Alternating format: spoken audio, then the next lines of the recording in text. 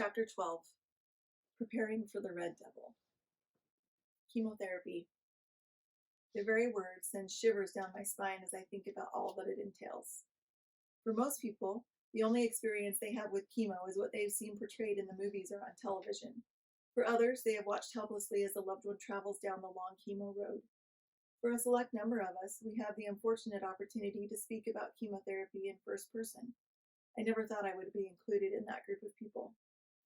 It felt strange to be throwing around the words chemotherapy, mastectomy, and radiation. It felt even stranger the closer I got to my actual chemo start date. I was dreading it and anticipating it at the same time. Dreading it because I did not want to have to endure the side effects that I had heard about. Anticipating it because I knew that chemo was not the real enemy. Hopefully, it would be killing the real enemy. I don't think one can truly prepare for chemotherapy. It's like trying to prepare for a baby. You read all the books, you talk to people who have been there, you buy all the stuff you think you may need, you think you're set. Then it happens and you realize just how unprepared you are. I really had no idea what to expect. I did as much homework as I could. Mark and I attended a chemo information class at the cancer center.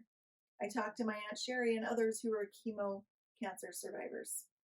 I scoured the internet and read all the things that I could that pertained to breast cancer chemotherapy treatments.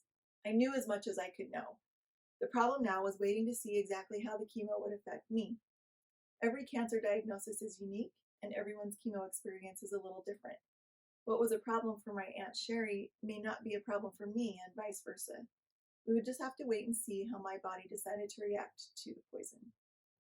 Fortunately, I had some things to keep me busy as my C day, my chemo day, drew near. I'd been able to start my preschool classes not long after my lumpectomy surgery. That was a huge relief because it brought a sense of normalcy to my crazy existence. The kids in my 2 classes were going to be very therapeutic for me. I could already see that the choice to not teach during my cancer journey was not a choice at all. I would need that job to get me out of bed every morning. My job as a mother was another thing that was keeping me busy and helping me persevere through this trial. I tried to focus on my children's needs and help them as much as possible. There was homework to do and activities to be shuttled to. I was also trying to make sure that people were lined up to take my place as taxi driver during the times that I would be unavailable. I had many great conversations with my kiddos during that time of waiting, and I could see that cancer was starting to make some positive changes in our lives, not just negative ones.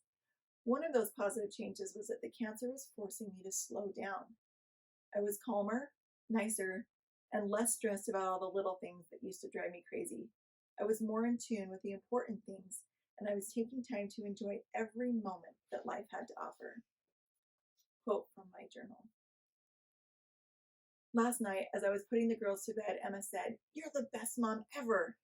I told her thank you, and then Abby said, "Yeah, you've been really nice since you got cancer. You hardly yell at all." Ha, what a silly girl.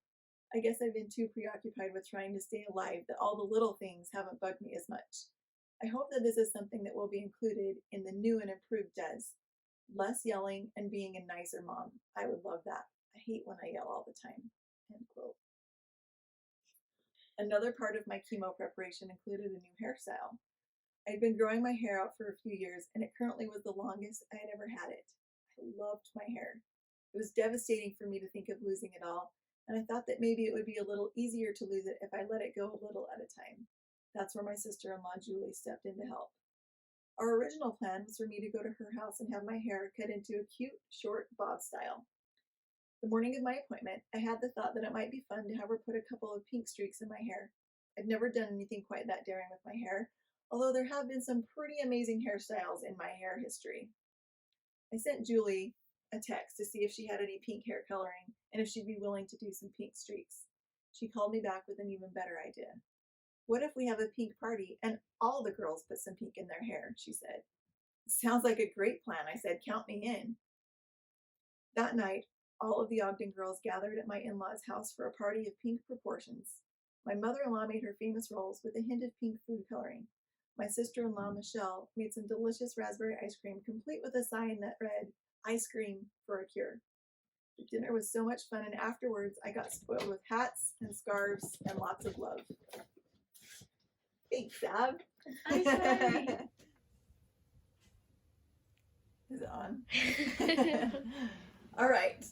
Now that we don't have a dog visitor anymore, we'll continue. After I opened my gifts, we all gathered together in my mother-in-law's beauty shop. It was crowded, crazy, and so much fun. Almost everyone added a little pink to their hair that night, including my girls. They were so excited to be included in this pink adventure. I was the last one in the chair, and by the time Julie was done, I felt like a new woman, complete with 2 pink streaks and a super sassy cut. That night brought me one step closer to facing the things that were just over the horizon, and it was exactly what my hurting heart needed. On day 39, I found myself checking in at the outpatient surgical center once again. This time, I would be leaving with a lump instead of losing one. It was time for my portacath placement. Everything went smoothly with the placement, although the procedure was a little more involved than I thought it would be. I had been feeling calm during the days before the surgery, but I guess the anxiety was still slinking around in my body because when I came out of the anesthesia, I just cried and cried and I could not stop. The recovery nurse was very sweet and tried to help me get my mind off of things by asking me questions about my kids. As I talked about my munchkins, I started to calm down and the tears eventually stopped. I finally shook off enough of the anesthesia that they told me it was time to pack up and head home. When we got home, the exhaustion of everything took over and I was out like a light. The port site was sore, but as long as I took my pain meds, I felt okay. Excerpt from my journal. Overall, I feel so calm. Really, it is weird, but I know without a shadow of a doubt that it is all of the prayers, good wishes, and sweet words of encouragement that is making me feel so calm. It is the loving arms of my Savior as He is taking me by the hand and helping me through this burden. I love that I have my Savior and my Father in heaven to help me through this. It makes all the difference in the world.